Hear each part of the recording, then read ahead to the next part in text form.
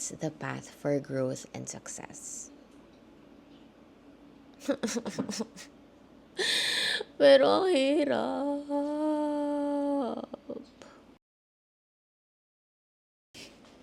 Hello friends, good morning. My brain is non-stop. Grabe talaga yung utak ko ngayon. I just wanna document this. I just wanna say it out loud, take a video of me. Kasi grabe talaga yung thoughts racing in my brain right now. Halos lahat worries. Kasi ang dami kong mga iniisip. Mostly for Sea Cove. Kasi nag-open na nga kami for Sea Cove Calatagan. And then, I just have a lot on my brain right now, in my head right now. Like, ano ba yung mga strategies para mapuno yung Sea Cove? Ano pa yung mga kailangan bilhin? Sino pa yung mga kailangan kausapin? And it just really makes my stomach churn like a lot. Gusto ko lang i-document in video kasi madalas kapag sinasabi ko yung thoughts ko out loud, it gets clearer to me. Honestly, proud din ako sa sarili ko kanina. Well, not tulog-wise, because I think I got to sleep last night, mga 1 a.m. na. Tapos mga 4 a.m. gising na ako. Buti katabi ko na si Josh. Usually kapag nakadikit na ako kay Josh, niyayakap ko na siya.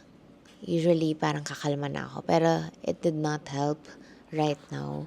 Kung ano nung ginawa ko, nag-stretch, uminom ng maraming tubig, nag-try na ako magbasa, but nothing helped. I tried to meditate, I tried to pray, it also didn't help. But it did calm me down a bit. Parang, I was trying to consciously clear my head. Hindi pa rin ako inantok. But right now, it is currently 6:34. I decided I wanna film. I decided I wanna talk about this. Sige, let me tell you about my thoughts for Sea Cove. Ayun nga, na-mention ko kanina, yung mga worries ko is, paano ko siya mapupuno? Will I be able to live up to the expectation of the co-owners? Kaya ko ba talaga to? Alam mo, ganun yung mga thoughts ko. Pero nung nagbabasa ako ng libro kanina, it mentioned na hindi helpful talaga if you keep on thinking so much about the future. I mean, business-wise, if you're looking at strategies, yes, it's very helpful. But when you start doubting yourself about, kaya ko ba talaga to? When you start doubting your abilities, sabi dun sa libro, na that's a sign na kailangan mong i-pursue yung goal na yon. When your goal scares you, when your goals start to let you doubt yourself, that's an indication that you need to go for that goal. Because it's scary enough for you to grow. It's scary enough for you to be uncomfortable. And that's the path for growth and success. Pero ang hirap.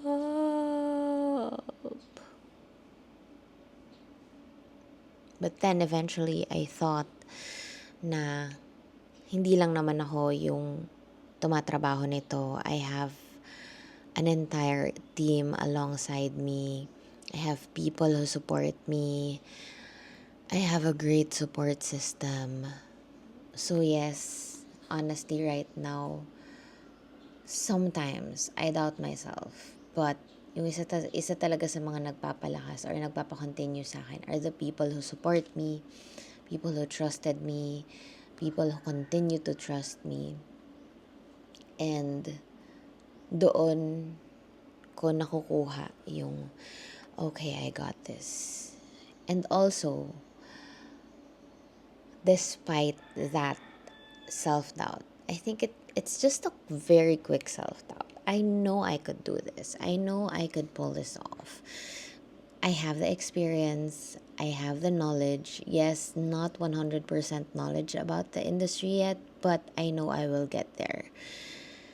One thing about me is that, one thing about, I'm the baddest alive.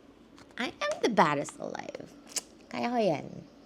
One thing about me is, kapag nahihirapan ako, that's when I get the thrill. That's where I get the challenge. Magrereklamo lang ako, like in workouts, magrereklamo lang ako pero gagawin ko pa rin naman. Admittedly, pagod talaga ako, like physically and mentally right now. Pero I know that's what it takes for me to reach my goals. And my goal is to make our businesses flourish. Why do I want to make my businesses flourish? Because I have people who depend on me, our employees, our team who depend on us to make our businesses successful. And that's really one of my missions. Nag-usap nga kami ni Josh na, alam mo, kaya kami nagnenegosyo. Honestly, hindi dahil sa amin. We work because, kasi kami ni Josh, very low yung lifestyle namin. Wala naman kaming pinagkakagastusan, wala kaming luho, hindi kami mahilig mag-travel. Di rin kami masyadong mahilig sa mga luxury items. But what really makes us happy, what really makes us very passionate about what we do, is kapag nakakatulong kami sa ibang tao. Unang-una sa lahat, sa mga empleyado namin. Ang goal ko talaga is to make our employees so financially secure na hindi na nila kailangang maghanap ng second job. Kasi right now, honestly, hindi ko pa kaya ma-provide yun. I mean, we pay them correctly. But sa hirap ng buhay talaga ngayon, kailangan ng second job. And hindi ko ba kaya ma-provide yun as of the moment. So, ang pangarap ko ay hindi na nila kailangang isipin yung pera, hindi na nila kailangang isipin, shocks, meron ba akong pambayad ng tuition fee ng anak ko? Or meron ba akong pang grocery? Meron ba akong pambayad ng utilities? Kasi I can provide them. Yun talaga. Kasi wala naman kaming anak ni Josh, wala kaming luho, yun nga. Wala kaming pinaglalaanan ng pera namin, is just us, bagnet. Meron kami ibang scholars. But, alam mo yun, dun din talaga kami humuhugot ng motivation ni Josh. Ano pa bang nasa utak ko right now? Yeah, yun lang. Nagsasaing ako ngayon kasi gutom ako pagising ko. Hopefully, I get mental clarity with what I want to do moving forward. I mean, I have lots of strategies in my head, but I just need to put it in action. I just also want to remind myself that I need to be gracious with myself. Sometimes I get so inip. Arte. Naiinip ako sa mga bagay-bagay. But I also need to remind myself that I have to be gracious. Next is that I have a great support system.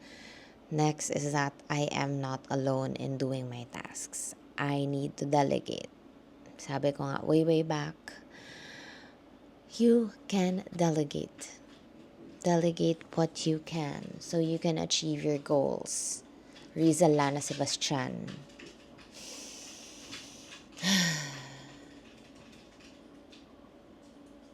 Kailangan ko din mag-evaluate ng sarili ko. Tapos na yung Q1. Q2 is starting. I need to recalibrate my goals or check what I ticked for Q1.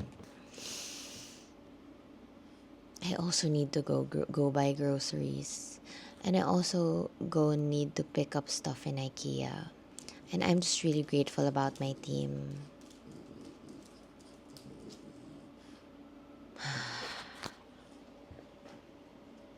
Ayun lang. Ang dami ko ng kuda dito. And I also need to film something for brand. Hi, ayun lang. Thank you for making me feel better today. Nailabas na naman po ang mga thoughts ng babae na ito.